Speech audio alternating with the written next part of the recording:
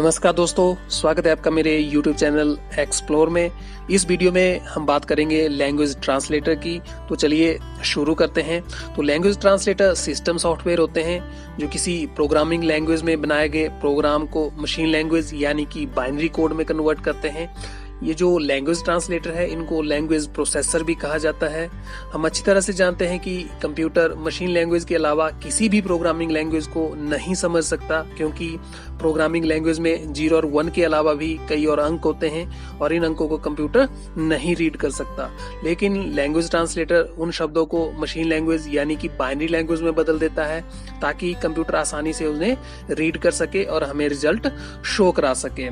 तो इस तरह से language translator assembly language, 4GL और हाई लेवल लैंग्वेज को मशीन लैंग्वेज में बदलने का काम करता है। तो लैंग्वेज ट्रांसलेटर को मुख्यतः 3 भागों में बांटा जाता है। पहला है असेंबलर, सेकंड कंपाइलर और थर्ड है इंटरप्रेटर। तो चलिए बात करते हैं असेंबलर की। तो असेंबलर एक लैंग्वेज ट्रांसलेटर है जो असेंबली लैंग्वेज में लिखे गए किसी भी प्रोग्राम को रीड करता है और उसको मशीन लैंग्वेज में बदल देता है। असेंबली लैंग्वेज एक लो लेवल लैंग्वेज है जिसमें कि मशीन लैंग्वेज यानी कि 0 और 1 की जगह पर कुछ नए शब्दों और अंकों का प्रयोग किया जाता है जिसे कि नेमोनिक कोड कहते हैं, क्योंकि ना तो हम मशीन लैंग्वेज को समझ सकते हैं और ना ही हम मशीन लैंग्वेज में कोई प्रोग्राम लिख सकते हैं, क्योंकि 0 और 1 में कोई भी प्रोग्राम लिखना बहुत ही मुश्किल है। इसलिए मनुष्य ने अपना काम आसान करने के लिए असेंबली लैंग्वेज का निर्माण किया, जिसके कारण प्रोग्राम को लिखना आसान हो गया। लेकिन इससे ये दिक्कत होगी कि कंप्यूटर अब असेंबली लैंग्वेज को नहीं समझ सकता, इसलिए असेंबली लैंग्वेज में लिखे गए प्रोग्राम को मशीन लैंग्वेज में ट्रांसलेट किया जाता है, जिसके लिए कि असेंबलर का उपयोग किया जाता है। तो असेंबली लैंग्वेज के प्रोग्राम को सोर्स प्रोग्राम कहा जाता है। इसका मशीन लैंग्वेज में ट्रांसलेट करने के बाद जो प्रोग्राम प्राप्त होता है उसे ऑब्जेक्ट प्रोग्राम कहा जाता है। इसके बाद ये जो असेंबलर हैं ये 2 प्रकार के होते हैं। पहला है सिंगल पास असेंबलर और दूसरा है 2 पास असेंबलर। तो सिंगल पास असेंबलर एक ही पास में ट्रांसलेशन का कार्य पूरा कर लेता है और जो 2 पास असेंबलर है ये 2 पास में अपने ट्रांसलेशन का कार्य पूर्ण करता है। अब इसके बाद जो दूसरा लैंग्वेज ट्रांसलेटर है कंपाइलर, उसके बारे में बात करते हैं। तो कंपाइलर एक लैंग्वेज ट्रांसलेटर है और ये हाई लेवल लैंग्वेज की प्रोग्रामिंग को मशीन लैंग्वेज में बदलने का काम करता है। ये जो हाई लेवल लैंग्वेज है ये कंप्यूटर में प्रयोग की जाने वाली वो लैंग्वेज है जिसमें अंग्रेजी भाषा के अक्षरों, संख्याओं एवं चिन्हों का प्रयोग करके प्रोग्राम लिखा जाता है। हाई लेवल लैंग्वेज किसी भी प्रकार के प्रोसेसर पर कार्य कर सकती है, इसे आसानी से समझा जा सकता है। ये बिल्कुल आज की अंग्रेजी जैसी लगती है, इसलिए इसे कोड करना या समझना बहुत ही आसान होता है और कंपाइलर की सहायता से इसे आसानी से मशीन लैंग्वेज में बदला जा सकता है।